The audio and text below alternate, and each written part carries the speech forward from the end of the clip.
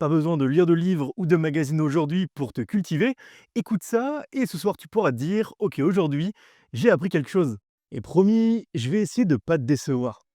Cette histoire, ce serait l'une des malédictions les plus anciennes de l'histoire de France.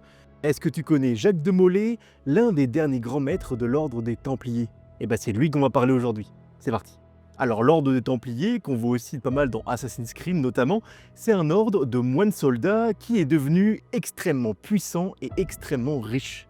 Leur puissance a fini par susciter la crainte et la jalousie de certains, notamment du roi de France Philippe le Bel et du pape Clément V. En 1307, le pape Clément ordonne l'arrestation de tous les Templiers. Et sous la pression, il dissout l'ordre en 1312. Jacques de Molay et d'autres dirigeants templiers sont capturés et accusés de diverses hérésies.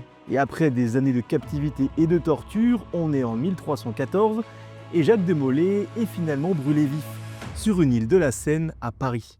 Et c'est là que la légende va commencer. On raconte, alors qu'il était sur le bûcher, que Jacques de Molay aurait lancé une malédiction. Il aurait tout simplement annoncé que le roi Philippe le Bel et le pape Clément V allaient bientôt le rejoindre devant le tribunal de Dieu.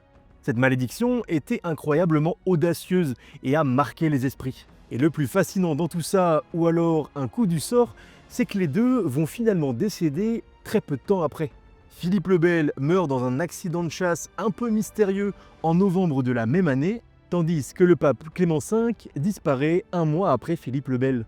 Et comme vous vous en doutez, ces coïncidences ont alimenté les légendes et les théories qui pullulent encore aujourd'hui. Et on se retrouve 700 ans après avec la malédiction de Jacques de Molay, qui continue de captiver notre imagination et d'alimenter les théories.